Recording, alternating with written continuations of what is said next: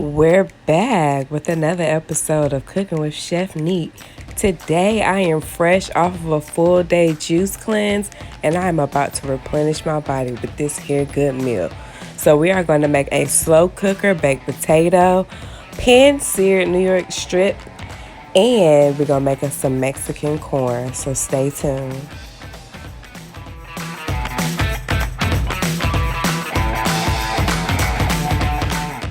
Of course, we're going to begin with our slow cooker baked potato because this process is going to take 4 hours. But you already know how your girl do. Let me spray my potatoes down with my vegetable wash. Get that skin real nice and clean because we are going to be ingesting that.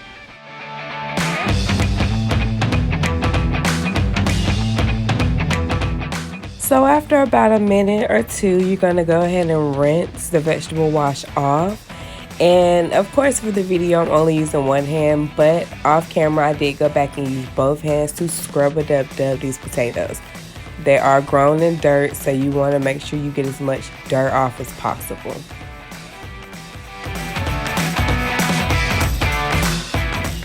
Now that my potatoes are washed and clean, we're going to take a paper towel and just pat them dry. And then our next step will be to add some olive oil to them. We're just going to massage the olive oil into the skin.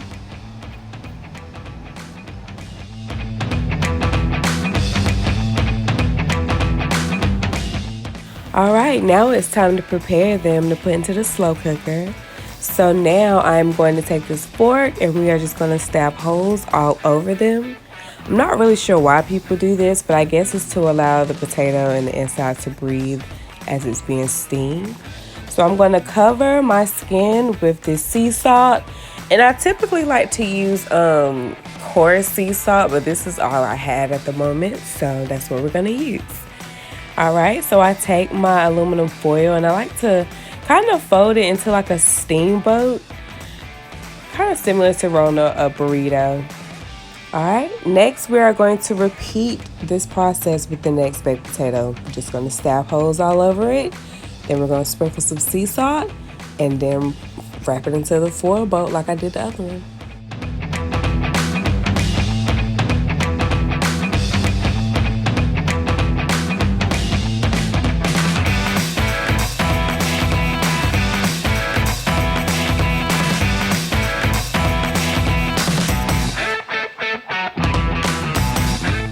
Okay, so the videos or the recipes that I followed from online put theirs straight into the pot like this. So of course I tested it out at first, but I noticed that my slow cooker kept cutting off after about 5 minutes. So yeah, I ended up having to go back and improvise. See me here taking it back out because it kept cutting off. So what I did is I went and got the steam tray. And then I'm just going to pour some water into the bottom. And then we're just going to allow the steam to heat up the foil enough to cook the baked potato inside. But this is exactly why I stopped following recipes to the T. I know what works for me, and I just take like little, I guess, ingredients and the process, like the technique of how to cook from recipes, but I never follow them to the T. Alright, so we got the slow cooker on 4 hours. So let's move on to our pan-seared New York strip.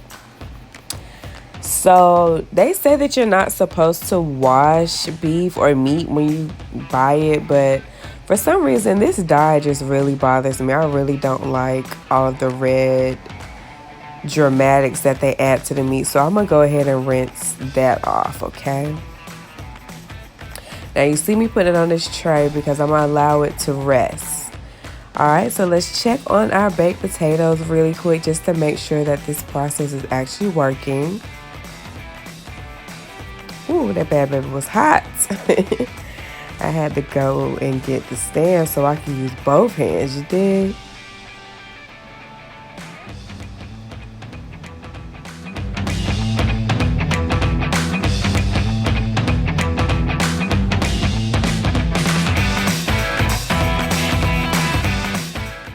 looking good. All right. Yes, it's working, y'all. Okay, so I'm gonna allow this to cook for 30 more minutes. Now, I probably could have cut that in half, as you'll see later on in the video, but we'll talk about it later.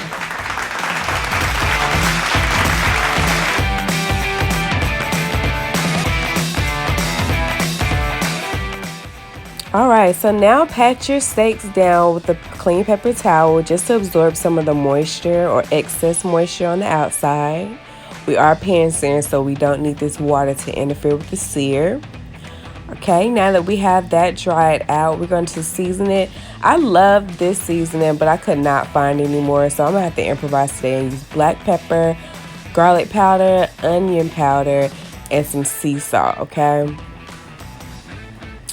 All right, so we're going to add sea salt first. And I do that because sea salt always awakens the flavors of the other seasonings. So I like to put that as the base. Let that get into the meat.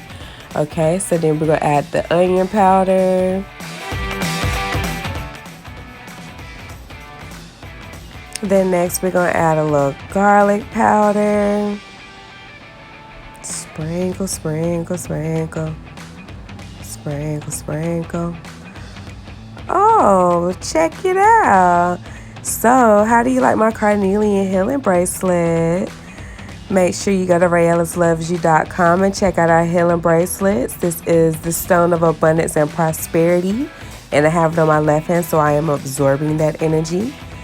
All right, so I added the black pepper already. And this one, I was trying my hardest to get some pepper out of it, but I couldn't. I love this seasoning because it has chunky everything. Chunky garlic, chunky salt, chunky pepper. But I couldn't find any more, so whatever. Just repeat the same process on the back. Sea salt, onion powder, garlic powder, pepper, and then we're done.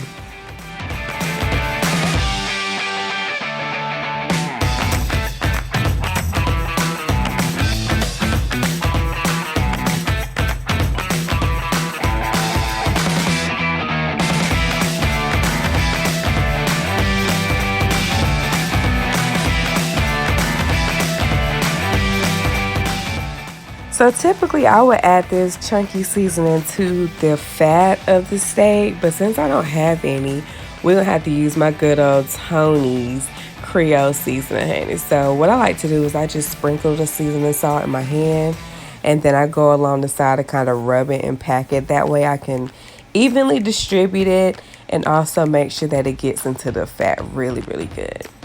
Now I don't eat the fat, but I like to suck the flavor out of the fat. I know that sounds weird, but yeah, I don't like animal fat going down my throat, so I'm definitely not swallowing that, okay?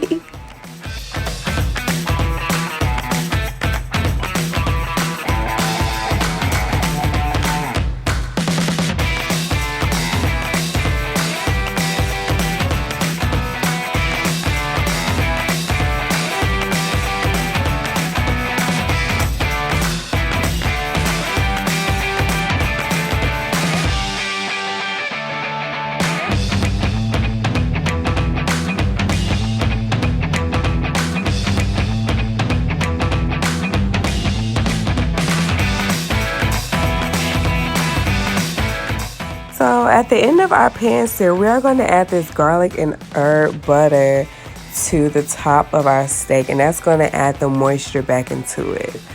But for now, let's move on to our Mexican street corn.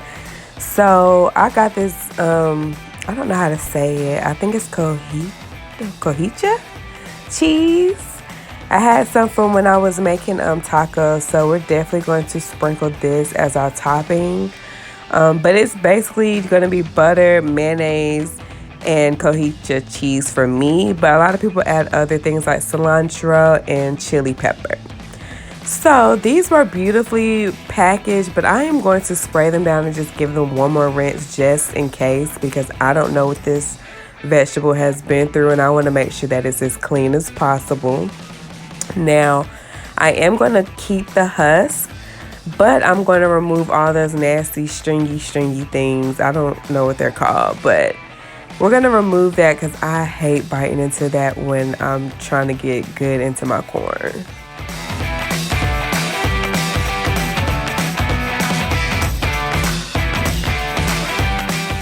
So if you've been watching my videos, you know I love a cute accessory. So I found these cute ass corn trays that I'm going to use to basically prepare my corn later on. But for now, we're going to take a few slices of butter and add them to the husk. And because the husk is going to be around the corn so it can hold the butter in, that way the butter can cook into the corn as it is roasting, okay? So let's begin. I'm just going to take a couple of slices. All right, and then I'm going to lift the corn up and put the slices underneath. And then I'm going to lay the corn back on there and just let that marinate, okay? Then we're going to add a few slices on top. And then the butter's going to cook into the corn. Then we're going to create another steamboat just like we did with our baked potato.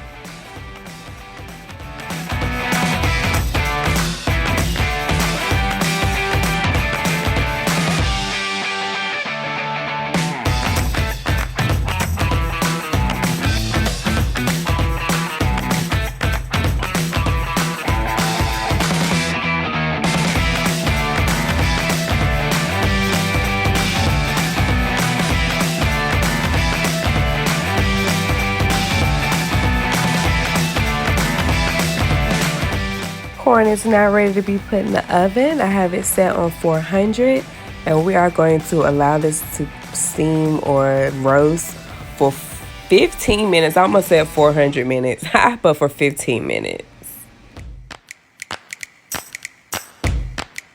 Okay, so before we cook our steak, I'm going to prime the pan by cooking us some bacon for our baked potato later. So this is easy. We all know how to fry bacon, but of course I had to get this on camera anyway. So check your girl out as I fry my bacon up. Now, being that I just did a juice cleanse, I might have went a little overboard with the bacon, but you know, the bacon is getting ready to expire. So I'm gonna go ahead and cook as much of it as possible. I can make bacon bits, sprinkle a little bit on my salads, sprinkle a little bit on my baked potato. I didn't put a lot, I just put enough to get that bacon flavor because I didn't add a lot of salt to my baked potato. So it just adds some saltiness and some flavor. But don't judge me, okay? I'm still on my healthy shit. And a little bacon here and there ain't never hurt nobody. Hey, it's all about eating in moderation. Thank you.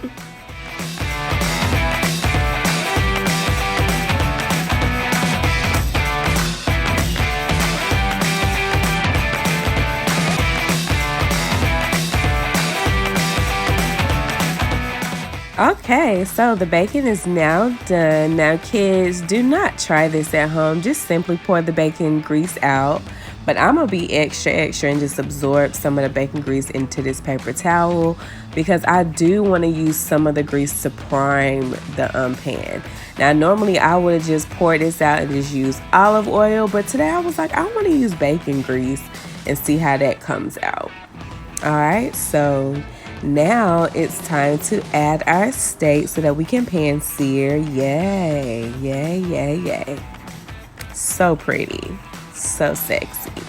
Okay, so we're gonna allow this to stay on this one side for 4 minutes. All right, now we're gonna flip it over after 4 minutes. And I'm gonna allow the other side to pan sear for 3 minutes before we move on to our next process. I know it look a little dry, but don't worry, we're gonna add some butter to it, okay?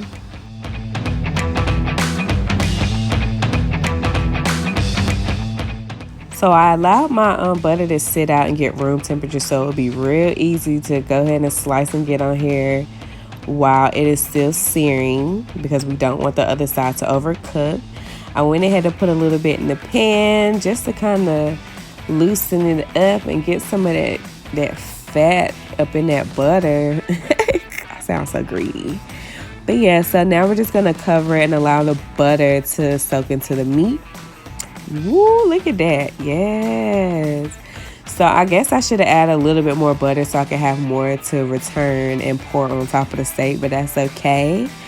We're just gonna take this butter, this hot butter, and smear it all over the top.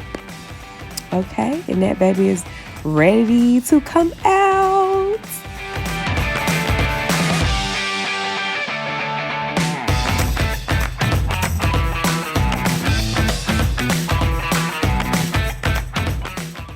Actually, you know what? It's not time to come out. We forgot to pan-sear the sides with the fat and all the seasoning.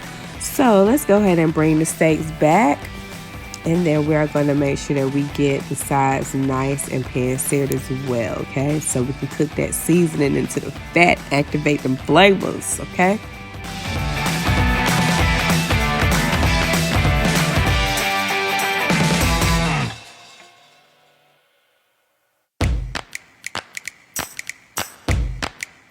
Wow, that came out beautifully. You hear the crowd? Do you hear the crowd? Yes, look at that bacon. Ooh, you can see the pink coming from the inside.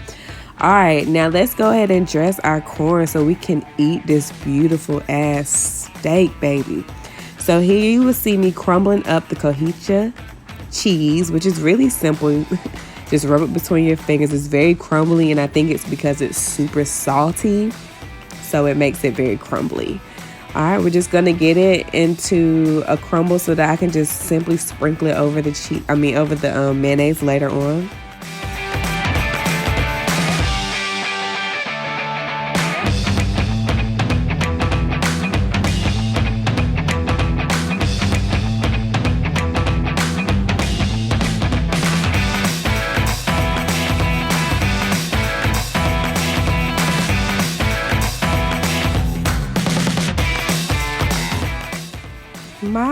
My, look how beautiful that corn is. And that husk was hot, so I wasn't about to pull it off, but I will pour this butter over top of it. And then we're just gonna do the same thing with the other one. That steamboat is the bomb, you hear me? It's hot as hell opening. But it does the food just right.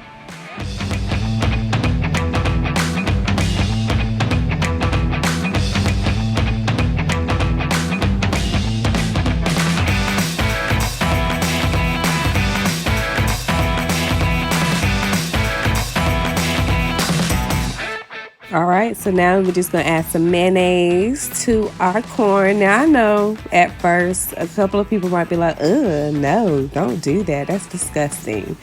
And I ain't gonna lie, the first time I heard about it, it was too late. I had already ordered it. But in my mind, I was like, oh, mayonnaise on corn. That's weird.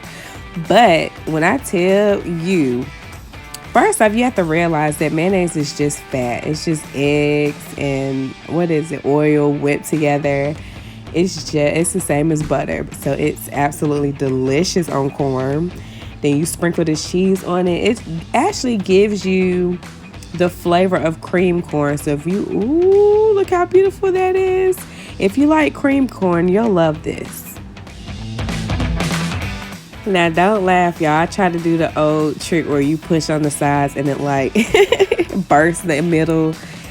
But since I steamed it, I guess the skin was too soft for that, so it busted in like 3 other places. But that's okay, because we just gonna use the aluminum foil as our boat, and then I'm gonna just smash my potato down like that. Alright, so first you add your butter so that your butter can be seeping into the potato as you're adding your other flavors. Plus, you need the heat from the potato and the inside to melt it, okay? So next, we're going to add a little pepper, and then I'm going to also add some sea salt. And not a lot, because we got sea salt on the outside, sea salt in the butter, and I'm about to add that salty-ass bacon in a little bit. So we don't need a lot. All right, we're about to add this cheddar jack. I think I got cheddar jack, yeah, it looks like it. I'll sprinkle this cheddar jack on the inside so the cheese can be melting while I'm getting the other ingredients ready. Okie dokie. So what's next? I had to go get that bacon, that's what it was. So let's go ahead and sprinkle the bacon on it. I only use a piece and a half, so that's not even a lot of bacon. Plus, it's salty as hell. So that's really what is added to this for. It's going to give the potato the salt that it needs, okay? So let me go and get my sour cream. Now, I just bought this, so I'm going to need to stir it up because it's a little thick. And I'm actually used to my sour cream being way more watery than this. But I used to work in the restaurant industry, so that's why we add water to it. Don't tell nobody. Or milk. Alright, so lastly, we're going to cut up these green onions. Now, these are pre-washed. Whenever I buy vegetables and fruit, I always wash them before I put them in the fridge. And that's because I'm lazy and I absolutely hate doing it later on. So I go ahead and do it while I'm putting everything in the fridge. Just makes sense to me. So I'm just going to cut up enough for this baked potato. And I really like green onions, so I'm going to do a lot of it, okay? A lot of it. All right, bada bing, and we're done.